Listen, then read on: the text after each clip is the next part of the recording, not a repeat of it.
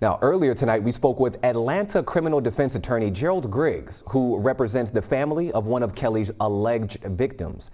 Griggs is actually credited with having a huge role in R. Kelly going to trial this time around in general. Here's what he had to say about the guilty verdict. And my thoughts are this is the culmination of a lot of work from a lot of families, a lot of survivors, a lot of activists, and a lot of attorneys. And so we are thankful for the work of the Eastern District of New York's prosecution team, Homeland Security, as well as all of the other individuals that testified, particularly the 11 survivors and the 46 witnesses that came forward to provide the evidence that was necessary for this jury to reach a verdict that spoke the truth, and that's guilty of all charges. Now we await the sentencing of Mr. Robert Sylvester Kelly and the 3 other criminal cases that he faces throughout the country. So we are cautiously optimistic. We're happy with the jury verdict in this case, but we continue to push towards justice. So, of course, we know about the first trial back in 2008, which he was let go, but the outcome of this trial is different from that first one. So why is it different, and did any of the indictments that did not lead to prosecutions last time, did that factor in this time? Why was there not a guilty verdict last time and there is this time?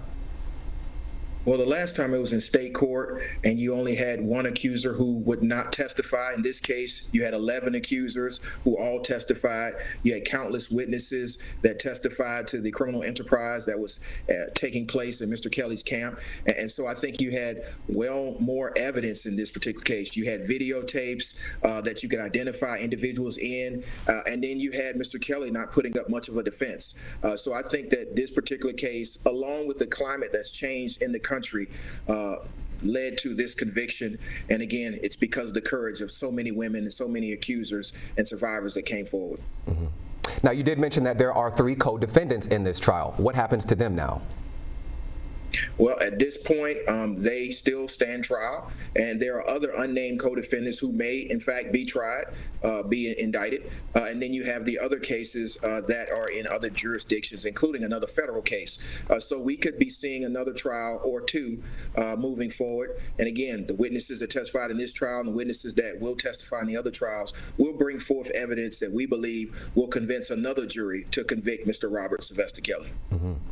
Okay, so those are the legal expectations, but now let's kind of touch on the storyline of R. Kelly and sex trafficking and everything he was accused of in general. This has been going on for about close to 30 years now. There were over 40 folks that were questioned in this case, and I actually want to cite something that Kenyette Barnes, co-founder of the Mute Kelly movement, said earlier today with our Dre Clark, who's had some fabulous coverage. She said that sex trafficking in the U.S. has a, quote, black face, but not a black focus. So how does this type of verdict help change that in the future?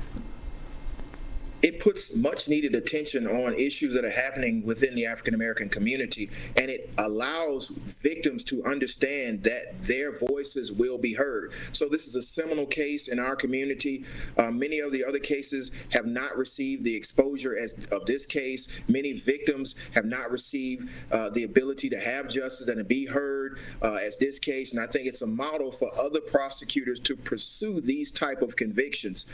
So I think that it's a beginning of justice, and I think it's sending a very strong message to individuals like Mr. Robert Sylvester Kelly that we will not tolerate this type of behavior within our community. Mm-hmm. And specifically targeting black women and young girls, because again, 40, 45, 48, some odd accusers, all of them were black. So let's talk about, previous years. Why was he allowed to get away with this with so many black accusers when we know that if it was a white person, after one accuser, you're going to trial right then? I think there was a culture of cover-up that surrounded Mr. Kelly and his enablers, and I think that because people truly didn't value black life the way they should have, but we are saying that every single black life is important, black victims' voices are important, and it's important that we get our day in court where we can put the evidence forward and a jury can hear it. And so I think that the difference between today's conviction and the cases in the past is we were not ardent enough to push for us to get this day in court. Mr. Kelly got a fair trial. He had an opportunity to present his defense. The jury did not believe his defense, and they convicted him. And I think that that's a message to the prosecutors that you can believe the voices of black accusers. They should be treated the same way that you treat any other accuser. They should get their day in court. They should have the ability to be cross-examined. And if it stands up and proof beyond a reasonable doubt, they should be believed and the person should be convicted. So I think that this is a step in the right direction. And I thank the activists, the survivors, and all of the individuals that stood firm and focused to bring Mr. Kelly to justice. Mm-hmm. And I'm sure that they are feeling some type of joy right now. But let's talk to the folks out there who are still dealing with this sort of reality and they have not been able to speak out against their accuser. What type of power, what type of context do you think that this gives people when they see a man like R. Kelly fall from, it wasn't grace, fall from whatever it was, being convicted?